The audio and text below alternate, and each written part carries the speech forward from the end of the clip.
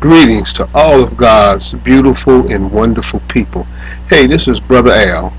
I wanted to just come in and stop and take a minute to talk to you about a subject that I believe is very important to our beautiful sisters and ladies.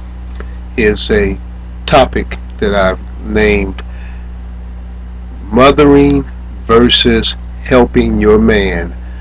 Mothering versus helping your man. I think this is important because I found out, over the years, talking to a lot of the sisters and ladies, that a lot of them become frustrated and despondent with their men in the areas of that they're trying to help him, and they end up causing frustration, loneliness in the relationship. They get angry. Depression, feel of helplessness and guilt because they can't seem to get the man going in the right direction. I want to point something out to you about this kind of a relationship that oftentimes, according to the Bible, when God told Adam, he says, it's not good for the man to be alone. He said, therefore I'll make him a helpmeet suitable for him. That original word actually meant the Hebrew was Azer, and it meant one who helps, to help along. It did not mean the one to nurture. The reason why I want to get this topic out, what I found is there's a lot of the sisters will move into an area of mothering the man without being conscious of it. This what brings on this frustration. This what brings on the despondency, the dislike in the relationship. A woman naturally comes here with both of those natures, one to help and one to mother. That's why she was called Eve, the mother of all living. Then she was called the helper, the one that came alongside to help the man. And oftentimes she will cross over from helping into mothering because it's part of her nature, not even realizing what she's doing. So let's look at a difference, the reason why this is so important of actually what happened. When you mother, you're actually nurturing, you're raising, you're inspiring, you're doing all of these things. Say, lady's got, a little young son and she is mothering him. She provides everything for him. She's making sure that his shoes are tied. She's making sure his clothes are done. She's giving him direction. She's giving him inspiration on what he needs to do in life, from the time he can walk until, his early 20s. That mother is actually mothering him. If he falls down, she's right there to pick him up and pat him on the head, and she goes to the school and makes sure that he got his work done. If it's not correct, she talks to the principal, she talks to the teachers. If he gets involved in any extra curriculum activities, she's right there to make sure that everything goes right. She's actually a mother, and that's what she's supposed to do. She's concerned. She gives a great sacrifice of her life in order to see to it that these children are actually raised correctly. A good mother anyway. So let's take a look at that in light when you have a man. Many times the man is not moving up to par the way that you would like him to go. So she moves in and begins to mother. She begins to have to do the things that he should be doing himself. She, having that love and having that nature, moves in to start mothering. He doesn't work when he should. She goes to the paper. She looks on the internet. She finds the job. She gets the route for him to go. She puts money in his pocket. She's trying to inspire him that this is what you need to do. Just like a mother inspires her little son. You are going to should be a lawyer, a doctor, an engineer, something to that effect. She's always bringing information in and showing it to him so that he'll get a vision and wants him to grow into that. Well, when you begin to mother a man, you're doing the same thing. He has no motivation, and this is what's frustrating you, and you don't know. And then, you got this little voice inside that says, I'm supposed to help him, you begin to feel sorry because you think that maybe if you try a little harder, you can do for him. How a good woman helps her man, and yes, a good woman helps her man, but not mother him.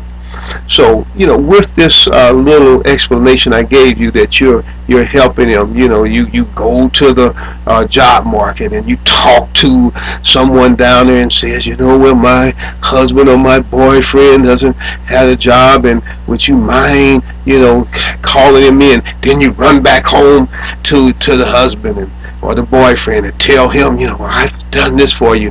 And when he doesn't go down there, and when he doesn't follow up, oh man, you just, exhausted and certainly displeased with the action, and then the cycle goes over and over and over. You, instead of actually supporting him, you actually have to continue to inspire him.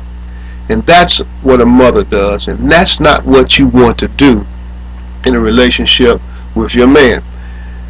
Now let's look at what helping actually means. When you help a man, that means he's already got a direction that he's going in. He's already decided, what, I've got something I need to accomplish, but I need some help. Example, say for instance, he's starting a new business, and he's done the legwork. He's motivated. He's decided, I'm going to open up an accounting firm or whatever he's going to do. And he goes down and he meets with the people. He's working hard at it. Maybe he's got a meeting that afternoon. He finds out he's short of paper. He calls home. Hey, listen, baby, I left this certain paper. Can you pick it up? Take it down to the notary. Get it notarized for me. And then have it to me this afternoon back before 4 o'clock. I need that paper in order to secure this particular deal. That's when you're helping him. He's got a desire to accomplish some education, and he says, listen, what, I'm going into an engineering program, and I'm going into a computer class, and what I need you to do to help me to do that is get the curriculum book for the next college down the road. You are no longer mothering, but you've done exactly now what God says. You've come to be a helpmeet, one who helps beside, one who's secure. Then if he gets a little weary along the way in his endeavor, in what he decides to do, then you encourage him. Oh, baby, you can make it. But you didn't have to give him that direction and then have to encourage him to go and then carry him. That's mothering. And that brings on the despair in the relationship that you're in. And I say this, and I really mean it. Many women cross that helping line into the mothering line without even knowing it. And this is one of the reasons why you feel so frustrated in that relationship. I want to say this to you, that it's, if you want to be a good woman, great, stand behind him, man, stand with him, but be careful to monitor when you go into actually mothering. Pull out of it. You do not have to do that.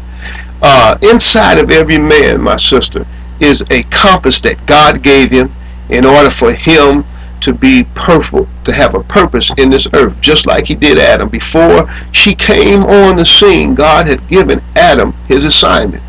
And many men may not know what their assignment is because sometimes they haven't been put in a position to actually find it. They haven't been pushed up against the wall, because sometimes you get a mother that has mothered this man so long he becomes what we call a mama's boy. You've heard that, where he never had to stand on his own 2 feet, and so when he gets out here in the real world, he's still crippled. He still does not have the strength to move and to direct his own path in the way that he should. But it doesn't mean that he's lost. Actually, if you move out of the way and he really has a desire to do something which God gives a man, he will dig inside of himself and find that same thing that God told Adam.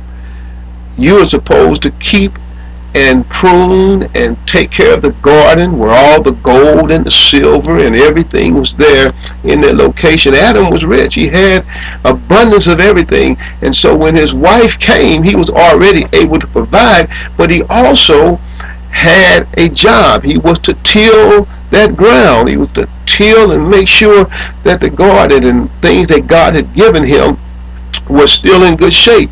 And she was not to come in and try to tell him, Adam, this is what you need to do. That wasn't her job. And this is why women many times get frustrated with a man, because she's out of her actual nature in which God created her. I want to encourage you to don't feel sorry, because many women begin to feel guilty when they see the guy falling, and it becomes a love-hate relationship. She steady digs in more to, if I don't do this for him, then I don't know what's going to happen. Nobody likes him. He may be having a bad attitude. That's not your position. He has to hit that wall and then cry out to God for help. And once he gets that help, then you come behind him and help him in a direction, because he will change if God is talking to him. He'll come back and say, baby, you know what, I really believe this is what I need to do. I need to change in this attitude. That's when you come in. Oh, baby, that's great. You know what, I believe you can make it. You're such a strong man. You're such an intelligent brother. And that helps him with the direction that he already has. Move out of feeling guilty for him if he's not producing as he should as a man. You won't be doing anything wrong. You'll be helping him. And if he doesn't want to do anything, I must say, you've got to just move out of the way. I don't care how much it hurts you. But if you don't, it becomes, like I said, the love-hate relationship. You love him, but you hate him. And do you know, actually, this is something that a lot of sisters don't know. Men began to despise you inwardly, because what happens inside of him, he now knows he's dependent upon you. The woman that he wants to be the hero for, he cannot be. And deep down inside, he may not say anything. And this is why sometimes when you do a lot for a man, they become the scene so ungrateful, because really they're trying to hide the fact that they're dependent. So they want to act like they really don't need you. It's their way of covering up the inadequacy that they have in being dependent, and becomes a love-hate. He loves you, he likes you, but at the same time he hates it. It's like a mother that, he's gotten, he can't seem to get away from. You don't want that, and he doesn't need it. And I'll tell you this, if he ever gets to where he wants to go and gets on that road, he'll be glad once he begins to prosper and you pull away from him and let him start moving ahead. He'll be glad to start giving back to you. And that's a real man. Once he realizes, hey, I can make it, I can do this, then he'll be proud to say, hey, this is what I've accomplished. Let me come back and honor this woman who has really stood by my side. I know there's a lot of talk out there when you help men and they get on their feet, and they forget about the woman and all of this. That has nothing to do with the man. That's just plain old sin nature. He doesn't have to have a dime to do all of that, honey. He's got other problems. But if he doesn't have that problem, that's another issue not to deal with today. But if he's really serious-minded, has a good mind for success, and he finally gets to where he's going to be mindful of the woman that helped him get there. If you study every really great man that has accomplished a lot, like they said, behind every good man there's a woman, and that's actually true. She will be valuable to him as time goes on, especially if he moves into a realm that has great responsibilities. He'll need responsible people with him. Just want to encourage you to know that God loves you. Don't give up on your walk to become a beautiful woman of God.